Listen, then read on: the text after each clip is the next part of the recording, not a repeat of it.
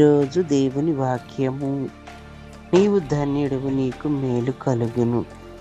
128వ అధ్యాయము, కీర్తనల గ్రంథము, 2వ వచనము. ప్రభు చెప్పుచున్నాడు, నీకు మేలు కలుగును. మరి మనకి మేలు కలిగితే అంతా సంతోషంగా ఉంటాము. ఎన్నో బాధలు, ఎన్నో కష్టాల్లో ఆ దేవుడు చేసే మేలు ఎంతగానో మనకి సంతోషంగా ఉంటాయి. ధన్యుడు అని చెప్తున్నారు ప్రభువారు. నిజంగా ఆయన ధన్యుడు అన్నప్పుడు మనం ఎంతో ధన్యులుగా ఉంటాము. దేవుడితో మనము ఉన్నప్పుడు మనకి ఎంతో సంతోషముగాను, ఎంతో ఆశీర్వాదకరముగాను ఉండును. అందుకనే మరి ప్రభువు చెప్పినట్లు మనము చిన్న ప్రార్థన చేసుకుందాము. ప్రేమమడ, కృపామడ తండ్రి, నీకు స్తుతులు స్తోత్రాలు ప్రభా. తండ్రి, ఈ మే నెల తండ్రి 7వ తారీఖు ప్రభా. తండ్రి, ఉదయకాలమందు ఈ శ్రేష్టమైన వాక్యాన్ని మాకు దయచేసినందుకు మీకు వందనాలు ప్రభా. తండ్రి దేవా మీకు స్తోత్రాలు. కుమార దేవా మీకు స్తోత్రాలు.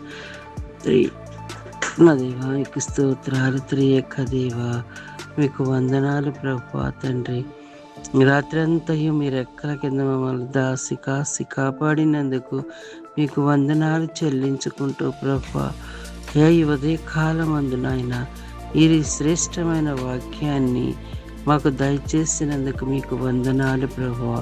మీకు స్తోత్రాలు ప్రభా. తండ్రి, పగలు ఎండ దెబ్బైన, రాత్రి ఎన్నెల దెబ్బైన తగలకుండా మమ్మల్ని కాపాడుతున్న దేవా మీకు స్తోత్రాలు, వందనాలు చెల్లించుకుంటున్నాము ప్రభా.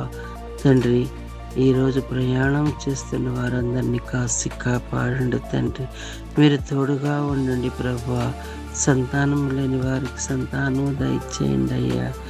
వివాహం కోసం ఎదురు చూస్తున్న వారికి వివాహం దయచేయండి ప్రభా. తండ్రి, చంటి పిల్లలు మొదలుకొని వృద్ధుల వరకు కూడా కాసి కాపాడమని తండ్రి దేవా మీకే స్తోత్రాలు చెల్లించుకుంటూ, వ్యాపారం లేక పనులు లేక ఇబ్బంది పడుతున్న వారి కోసం ప్రార్థన చేస్తున్నాం ప్రభా. ఉద్యోగం సహాయం చేయండి ప్రభా. మీకు వందనాలు ప్రభా. స్తోత్రాలు స్తోత్రాలు ప్రభా. తండ్రి నాయన, మీ యందు మేము నిలిచి ఉంటే మేము ఎంతో ధన్యత పొందుకుంటాము ప్రభా. ధన్యత మాకు దయచేయమని, చిన్న ప్రార్థన ఆలకించమని ప్రేమగల యేసుక్రీస్తు పరిశుద్ధ నామములో అడిగి వేడుకొనుచున్నాము తండ్రి. ఆమేన్.